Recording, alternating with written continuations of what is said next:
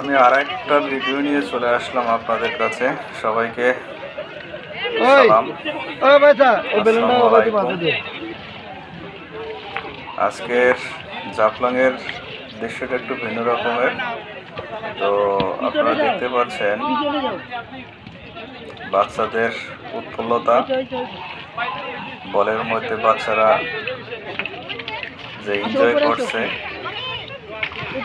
সেটা সবাই দৃষ্টি আকর্ষণ করে। তো ভাবলাম যে এটা নিয়ে একটা ভিডিও তৈরি করি।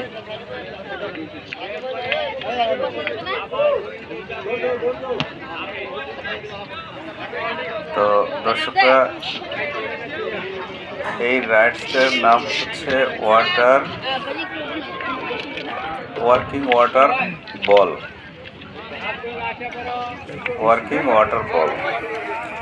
তো দুইটা বাচ্চা ভিতরে বেশ আনন্দ ফুর্তি করে বের হয়ে আসছে। এরা খুব স্মার্ট, ওদের কোনো ভয় ডর নাই। তো দর্শকরা, ওয়ার্কিং ওয়াটার বল কীভাবে পাম্পিং করে সেটা দেখার জন্য একটু ধৈর্য ধরবেন। ভিডিওর পরবর্তী অংশে আমি এটা একটা নতুন রাইড। মানুষের আগ্রহ, বাচ্চাদের আগ্রহ কীভাবে পাম্পিং করে এটা দেখার জন্য আপনার ধৈর্য ধরেন। বাচ্চাদেরকে বলের মধ্যে বুঝতে পারছে, আস্তে আস্তে বুঝতে যাচ্ছে। রাস্তার আটকে থেকে পরে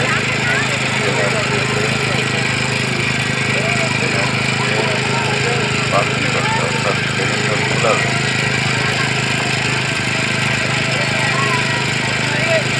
বাচ্চাদের মায়েরা দাঁড়িয়ে আছে।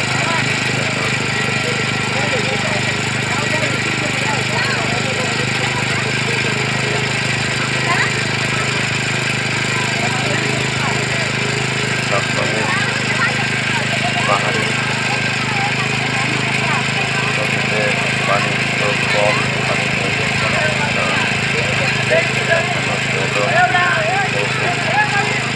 পাহাড়ের নিচে হলে এখানে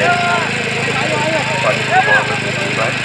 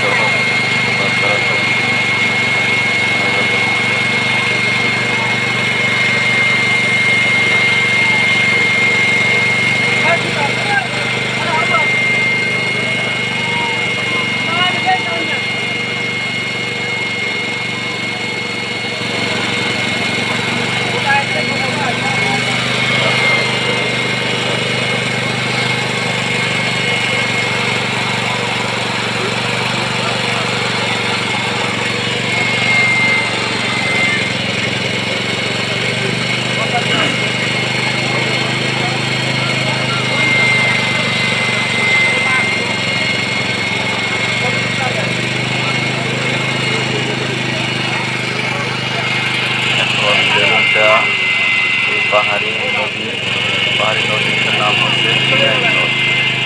ফিনাইল নদের পানিতে এরা এখন ঘুরবে। দর্শকরা, ফিনাইল নদ হচ্ছে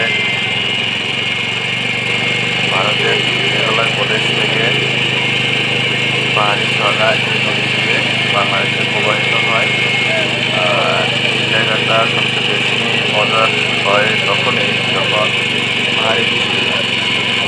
তখন আশেপাশে অনেকগুলো ঝর্ণাও দেখা যায়। এখন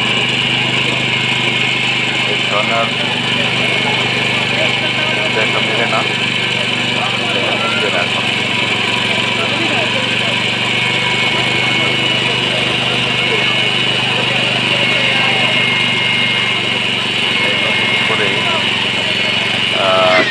ঝুলন্ত ব্রিজ আছে।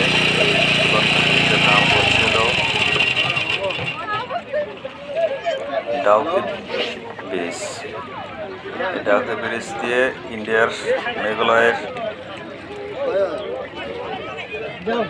গাড়িগুলো যাতায়াত করে, এখান থেকে দেখা যায়। তো আপনারা অপেক্ষায় থাকেন, দেখা যাবে। এরপরে বাচ্চারা বলের ভিতরে এখন পানির মধ্যে যাচ্ছে, পানির মধ্যে এদেরকে ছাড়িয়ে দিচ্ছে।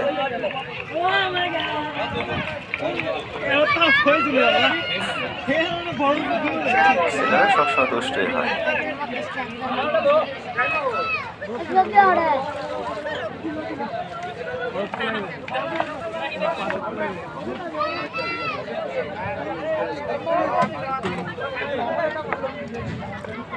দেখতে পাচ্ছেন দর্শকরা,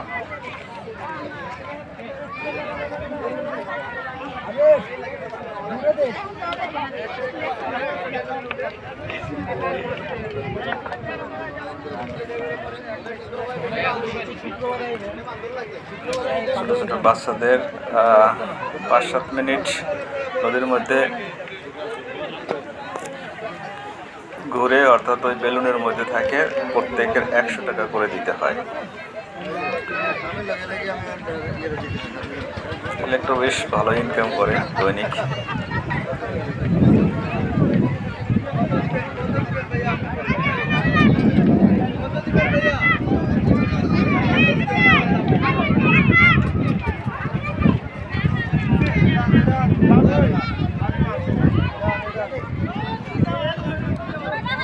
দর্শকরা, প্রচুর পর্যটক এসছে। এই পর্যটকরা এখন পাহাড়ি ঝর্ণায়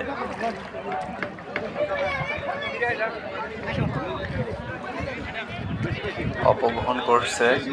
দেখতে পাচ্ছেন যে প্রচুর পর্যটক, প্রচুর।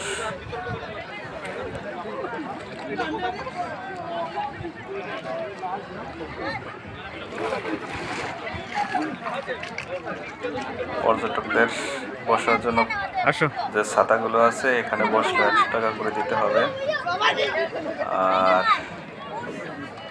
পাশে যে নৌকোগুলো দেখলেন, এই নৌকোগুলো কিন্তু বাংলাদেশের সীমানার বাইরে, অর্থাৎ ভারতের মেঘালয় প্রদেশের মধ্যে পড়ছে, যার ফলে ওখানে যাওয়া বাঙালিদের নিষেধ আছে।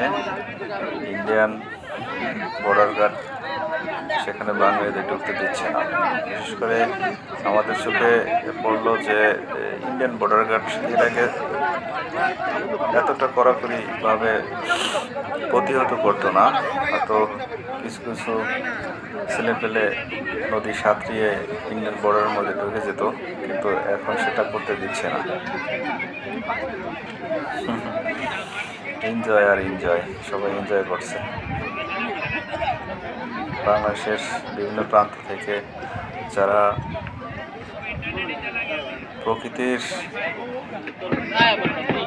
প্রকৃতিকে ভালোবাসে, তারা বিভিন্ন দর্শনীয় স্থান ঘুরে বেড়ান।